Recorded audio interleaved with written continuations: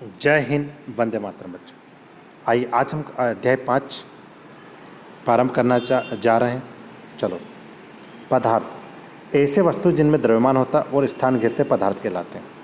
पदार्थ की परिभाषा क्या हो गई कि ऐसे वस्तु जिनमें द्रव्यमान होता और स्थान घेरते पदार्थ कहलाते हैं। पदार्थ की अवस्थाएं, पदार्थ को मुख्य 3 अवस्थाओं में बांटा गया है। कौन सी अवस्था हो गई? ठोस, द्रव, गैस तथा अन्य 2 अवस्थाएं प्लाज्मा और बोसास्टिन कंडक्ट। ठीक है, 5 हो गए कुल मिला के। पदार्थ के मुख्यतः 3 अवस्था, लेकिन 2 अवस्था की ओर चर्चा करते हैं। आबंधन, ये आबंधन क्या होता है इस पे थोड़ा सा डिस्कस कर रहे हैं हम। ठीक है, चलो देखिए।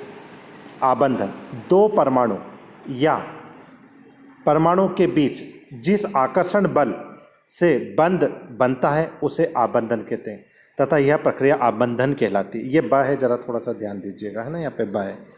ठीक है, तो आबंधन क्या होगा? 2 परमाणु या परमाणु के बीच जिस आकर्षण बल से बंध बनता है उसे आबंधन कहते हैं और यह प्रक्रिया आबंधन कहलाती है।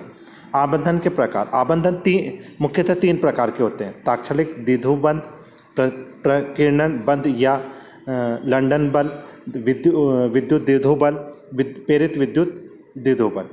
ठीक है, अब प्रकीर्णन बंध क्या होता है? ये बंध ध्रुवीय अणुओं जैसे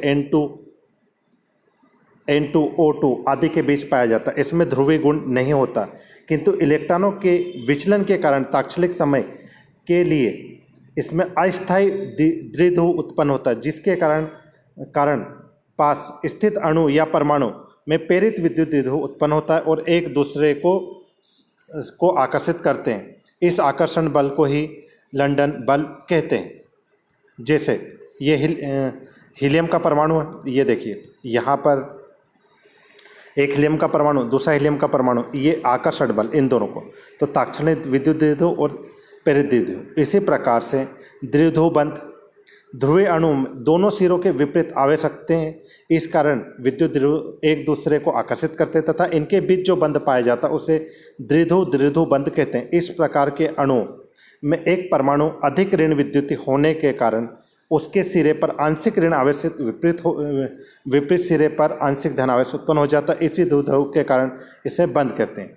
इसका अध्ययन सर्वप्रथम किसम ने किया था और इसे ही किसम बल कहते हैं, ये सेल के बीच का।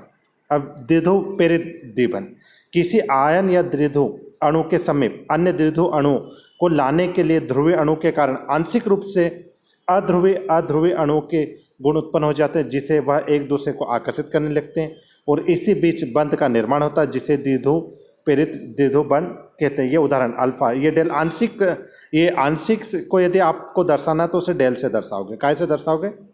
डेल से। चलो, उसमें ऊर्जा, पदार्थ, ये थोड़ा सा इंपॉर्टेंट है, जरा ध्यान दीजिएगा। उसमें ऊर्जा पदार्थ के परमाणु या अणुओं की गति के कारण जो उत्पन्न ऊर्जा होती है उसे उसमें ऊर्जा कहते हैं। पदार्थ के परमाणु या अणुओं के कारण उत्पन्न ऊर्जा को ही उसमें ऊर्जा कहते हैं। गलनांक, किसी पदार्थ को ठोस अवस्था से द्रव अवस्था में बदलने के लिए आवश्यक निश्चित ताप को उस पदार्थ का गलनांक कहते हैं तथा यह क्रिया गलन या द्रवण कहलाती है। कथनांक, वह निश्चित ताप जिस पर किसी पदार्थ का वायुमंडलीय दाब के बराबर हो जाए कथनांक कहलाता है तथा यह प्रक्रिया कथनांक कहलाती है। बायल का नियम, सबसे जो इम्पोर्टेंट है अपना बायल का नियम। आप सभी बच्चे स्पेशल इसे विशेष ध्यान दीजिएगा। कौन सा नियम है? बायल का नियम स्थिर ताप पर किसी गैस का निश्चित मात्रा में आयतन व दाब से संबंधित रॉबर्ट बायल ने सन 1962 में एक नियम दिया, जिसके अनुसार, देखो क्वेश्चन आपको इम्पोर्टेंट है, वेरी आईएमपी कर लेना इसको। ठीक है, इस तरीके से वेरी आईएमपी। बायल का नियम, तो बायल का नियम हमारा कहाँ से चालू होता है? ये यहाँ से। स्थिर ताप पर किसी गैस की निश्चित मात्रा का आयतन उसके दाब के व्युत्क्रमानुपाती होता है। एक बार दोबारा फिर से कह रहा हूँ, आप सभी स्टूडेंट विशेष ध्यान दें। बायल का नियम, स्थिर ताप पर किसी गैस की निश्चित मात्रा का आयतन उसके दाब के व्युत्क्रमानुपाती होता है। यही किसका नियम है? हमारा बायल का। अच्छा, गणितीय व्याख्या। माना कि स्थिर ताप पर किसी गैस का आयतन V और दाब P है, तब V समानुपाती क्या हो जाएगा? 1/p। v, जैसे ये समानुपाती का चिन्ह हटाएंगे एक नियतांक तो k क्या हो जाएगा नियतांक, इसका गुणा इसमें कर दो तो v p k, ये आपका बायल का नियम हो गया। यदि P1 दाब पर गैस का आयतन V1 हो तथा दाब P2 बढ़ाने पर गैस का आयतन घटकर V2 हो जाता है, तब V1 P1 बराबर V2 P2 के एक स्थिरांक। तो ये अपना V1 upon V2 P2 upon में P1, ये स्पेशल बायल के नियम के अंतर्गत ही आता है, जरा थोड़ा सा ध्यान दे दीजिएगा, है ना। अब बात आती है चार्ल्स का नियम। ठीक है, बायल का नियम हो गया, याद कर लीजिएगा। अब इसके बाद सेकेंड है चार्ल्स का नियम। सन 1887 में फ्रांसीसी वैज्ञानिक जे चार्ल्स ने स्थिर दाब पर किसी गैस के आयतन और ताप से संबंधित एक नियम दिया, जिसके अनुसार ये जो नियम है बहुत ही इंपॉर्टेंट नियम है, याद रखिएगा। चार्ल्स का नियम, स्थिर दाब पर किसी गैस का, नियम कहाँ से चालू होता है हमारा, यहाँ से, और समाप्त कहाँ पर हो रहा, स्थिर दाब पर किसी गैस की निश्चित मात्रा का आयतन उसके परम ताप के समानुपाती होता है। स्थिर दाब, इस दाब क्या है स्थिर P, किसी गैस की निश्चित मात्रा का आयतन V उसके परम ताप के समानुपाती होता है। तो किसने दिया था ये, चार्ल्स ने। चलो गणितीय व्याख्या लीजिए। माना कि ताप T है और गैस की एक निश्चित मात्रा में आयतन V है, तब V समानुपाती T, तो V इक्वल टू KT समानुपाती का जैसे, अर्थात V अपॉन में T इक्वल टू K। यदि ताप T1 पर गैस का आयतन V1 व ताप T2 बढ़ाने पर गैस का आयतन बढ़कर V2 हो जाए, तब हम लिखेंगे V1 अपॉन में T1 और V2 अपॉन में T2 is equal to K। ये किसका नियम हो गया अपना, देखिए, स्थिर ताप पर किसी गैस की निश्चित मात्रा का आयतन प्रति 1 डिग्री सेल्सियस पर परिवर्तन करने पर उसमें 0 डिग्री सेल्सियस ताप पर आयतन का 1/273 भाग में परिवर्तित हो जाता है। ठीक है, तो ये हमारा, अब देखिए आदर्श गैस समीकरण क्या है, आदर्श गैस समीकरण।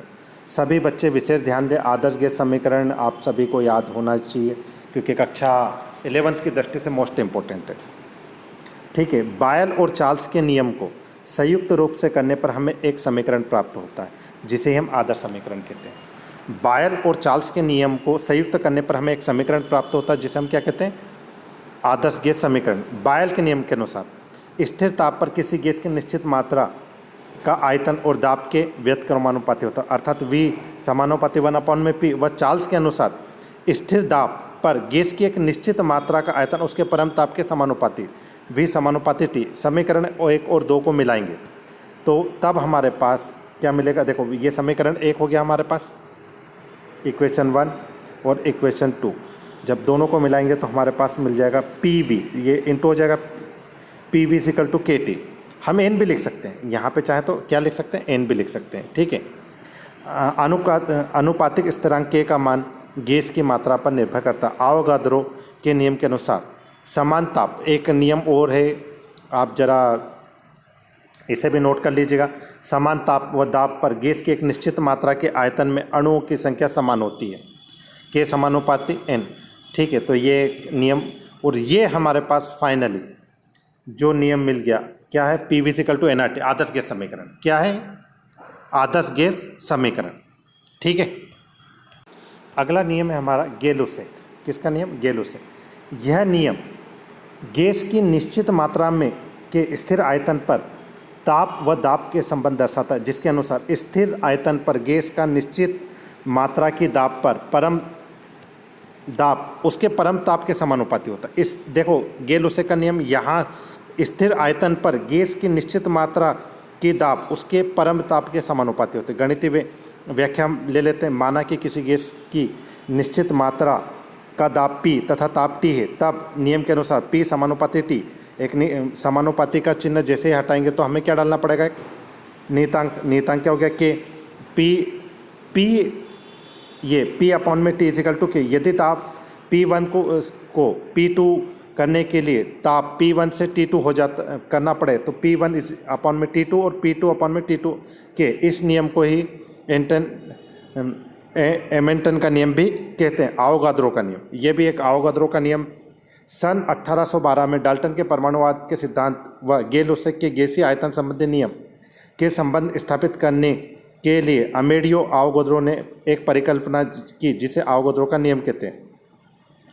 समान ताप व दाब पर गैस की निश्चित मात्रा में आयतन में अणुओं की संख्या समान रहती है, अर्थात V समानुपाती N, गैस के अणु गति का सिद्धांत। अब हम इसे कल पढ़ेंगे। ठीक है, आज के लिए इतना। जय हिंद, जय भारत।